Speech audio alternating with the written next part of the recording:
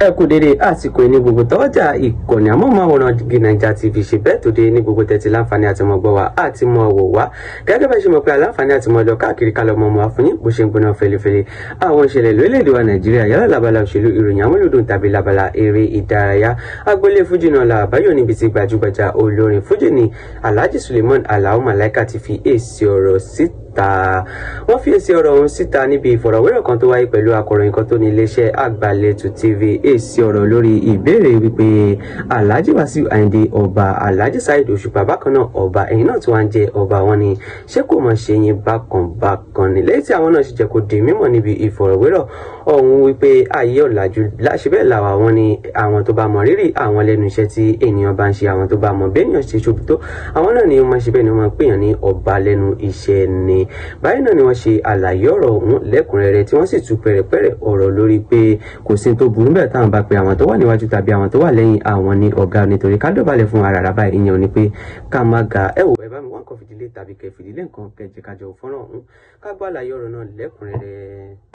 King Wasiu Ayinde ọba Saheed Òṣùpá ọba ẹ̀yin náà jẹ́ ọba ṣé kò dín ìṣù fún yín. ayé ti lajú ẹnu pẹ̀lú òṣèlú ṣáyìn yìí ó pọ̀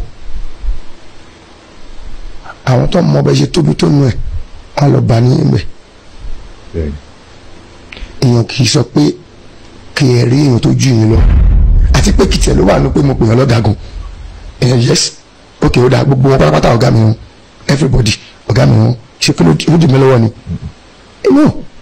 ẹ gbọ́ ìgbà ọdún tí mo ti wà ní ìṣiṣẹ́ yìí ọlọ́màjà gbénú iṣẹ́ pé tọrọ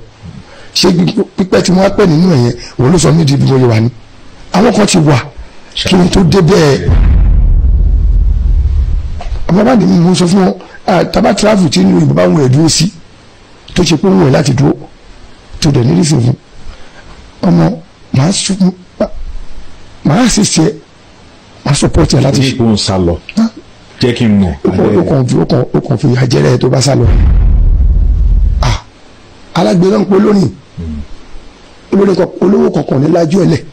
kó jẹ́ kọ́mọ ẹ̀ lọ kọrin ká ní pé ó ń ṣe náà lówó lọ́wọ́ ni wọ́n lè máa gbà mí láàyè tẹ́ bá wo background yìí àwọn onífújì òun sábà wá láti ilé olówó ẹni tó bá jẹ́ pé olówó ní fámìlì wọ́n tẹ̀lé olè kò lè jẹ́ alágbèrè èyí tó dẹ̀ ń jẹ́ kí ọ̀pọ̀lọpọ̀ kéèlì tálẹ̀ǹtì because mi ever mú tí mi mú gbó mi mọ ẹni tí mi mọ ẹkọkọ rí nígbà yẹn títí dì sí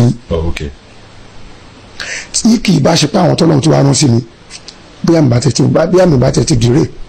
bọ́n tí mo ṣe bí mi sílẹ̀ ni àwọn bàbá mi fámìlì mi bó tiẹ̀ wọ́n jẹ́ wọ́n lè rí kí wọ́n lè fẹ́ kí n dé sàkání yẹn in fact pẹ̀lú nǹkan tí màmá mi fi yarí gbé mi lè kọrin gan wọ́n rò pé ó ti má lọ ń kọrin nǹkan tí mi ò kì í ṣe máa ṣe àti mọ̀ sí mi mo lọ pè wọ́n àti bàbá mi ẹja àlọ́bẹ̀ bàbá Adétúnjì o ẹkọọdún náà rìlíìsì yìí àṣé àwọn náà mọ owó ìtàn fún rìlíìsì iṣẹ́ wọn tí mo ti bínú káwọn tó jẹ́ ẹ wá Allahu Akbar kabira Allahu Akbar kabira Allahu Akbar kabira mo ti ní àwọn experience pọ̀ níbi iṣẹ́ yìí aláwọn kan tó sọ fún mi pé ṣé o mọ̀ pé iléeṣẹ́ kan náà ni èyí àti Wasiu Ayinde wà ní bóyá Wasiu Ayinde ló ní kó má rìlíìsì agbọ́n ọmọ ẹgbẹ́ yẹn wọ́n sọ ọmọ ẹ̀ ó tọ́ tún sọ fún mi mo tún ní Wasiu Ayinde kẹ́ àwọn tó yẹ sọ fún mi àwọn tí mi lè sọ pé tí mi lè dáàtò wọn tó bá sọ ni mo tún ti ń wá bó ṣe lè àríǹjì ara mi pẹ̀lú àwọn èèyàn kí n lọ́lé Alhaji Wasiu. wọ́n lè tún sí Malaika then why tẹ̀ tún sí Malaika.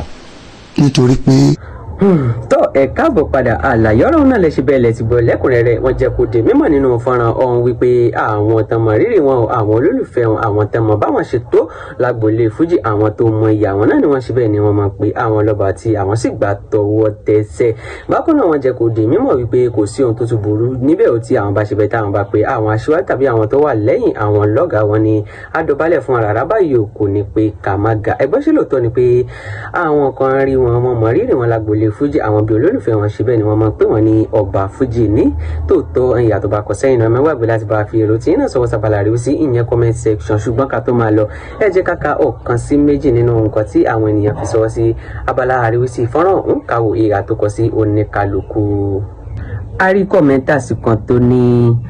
who is calling this one Ọba Ìmọ́lẹ̀ furniture èwo la mọ̀ràn tó mọ̀ bí ní Ọ̀yọ́ ṣe bọ́ọ̀nà làṣìbẹ̀ la gbọ́ lẹ́kùnrẹ́rẹ́ nínú fọ́nrán ọ̀hún tí wọ́n jẹ́ kó dé mímọ̀ pé àwọn tí wọ́n mọ rírì àwọn tí wọ́n mọ ìyá àwọn tán mọ̀ báwọn ṣe tó lágboolé fújì ni wọ́n ṣe bẹ́ẹ̀ ni wọ́n mọ̀ pé àwọn lọ́ba táwọn sì gbà tọwọ́ tẹsẹ̀.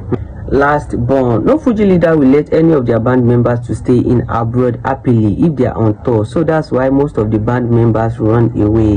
when they have the opportunity. Nǹkan tẹ́ni iná ṣe bẹ́ẹ̀ láti gbìyànjú àti sọ ni wípé kò wọ́pọ̀ nínú olórin Fuji o èyí tí ó máa fi ààyè gba àwọn ọmọ ẹgbẹ́ báńdì wọn láti tẹ̀dó sí òkè òkun lákòótì ìṣẹ̀bàṣẹ̀bẹ̀ tó bá gbé wọn lọ bẹ̀ lẹ́yìn tí Alhaji Suleiman Alao Malaika jẹ́ kó di mímọ̀ nínú fọ́nrán yìí pé